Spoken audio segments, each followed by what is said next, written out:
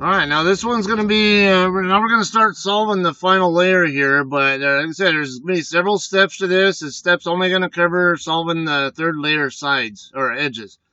Or not necessarily solving them, but creating edges. I don't care if they're in the right location or wrong location at this point. All I care about is I want to make a yellow cross. Again, I don't care if they don't have to be in the correct locations. Because that's actually the final step of solving the cube the way I solve it. Like I said, there's different way people do, but the way I do it, I'm only going to worry about making a cross and nothing else. I don't care if it's in the right location or wrong location, it just has to be a cross. And once I'm done with that, then I'll put the corners in the correct locations. I don't care if they're oriented correctly, I just want to make sure they're in the right locations first.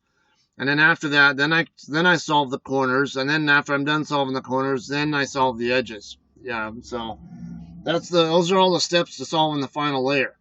But now this video here, I'm just going to cover making the yellow cross only. All right, after you've already solved the first two layers.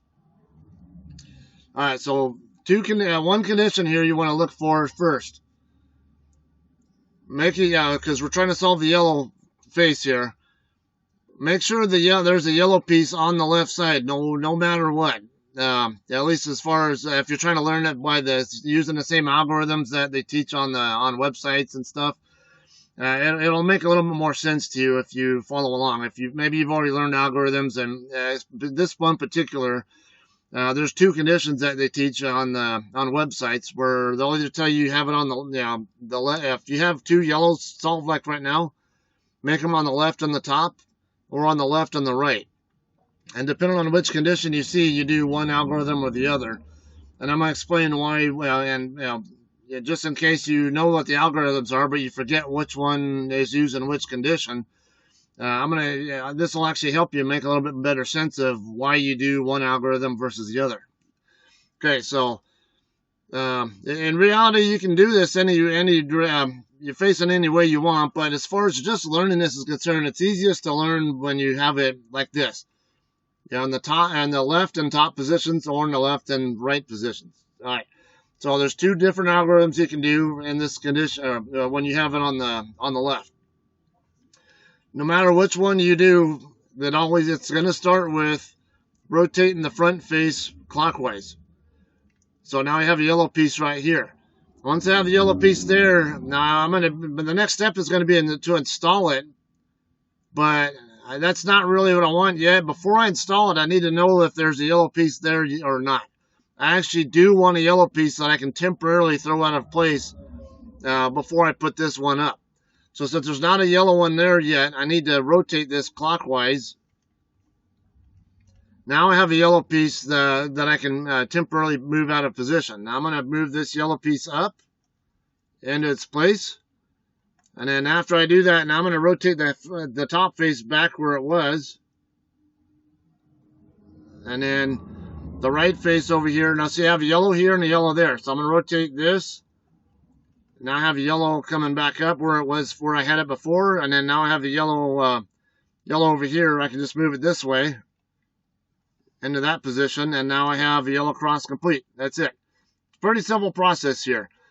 So as you see here, I still got my white and have all the second layers pieces still correct as well. But now what happens if you have let's see, I gotta really look try to mess. Hang on.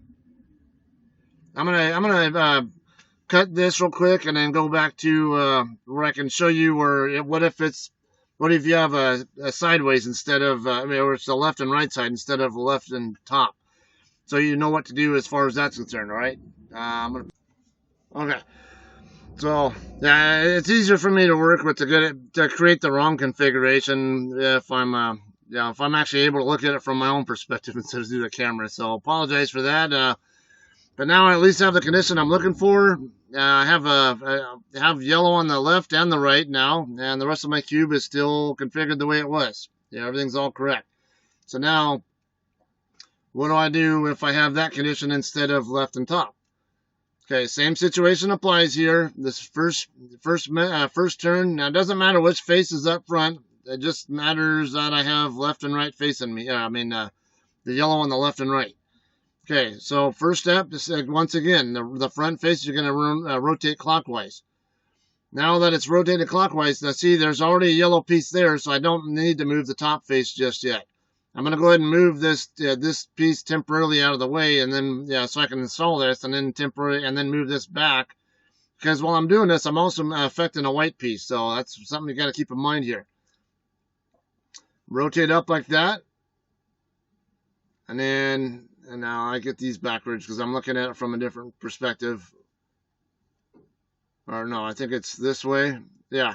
All right, so top is going to rotate clockwise. Now I'm going to rotate this back down where I found it. See, I got my yellow there. And now my last steps here, I can rotate this back counterclockwise again. And then this yellow piece I can install right there, and at the same time put the white pieces that I affected back where they belong. So now I have a yellow cross. My white's still complete, and all of my layers are my first two layers are still complete. So this is these are the basic steps. Now you're gonna probably have to go through this a few times, or follow the algorithms that are on different websites, or maybe on other people's YouTube videos or whatever. But because like I say, I'm mainly trying to teach you the visual, the concept of why you're doing what you're doing, and not just okay, do this. Well, because if you understand why you're doing it, it'll also help you with learning how to solve it faster once you do know how to solve it. I'm not a speed cuber by any stretch. I can solve it in usually about a minute and 20 myself. I've been as quickly as 59 seconds, I think is my best, but normally I'm around a minute 20. So I'm not a speed cuber by any stretch, but I'm definitely not slow by any stretch either. All right, so that concludes this particular part of the video. I'm going to move on next, or the next step is going to be make sure the corners are in the right locations. Yeah, and that's it doesn't matter if they're oriented correctly or oriented the wrong way. It's just need to make sure in the right spots first, and we'll get to that in a second.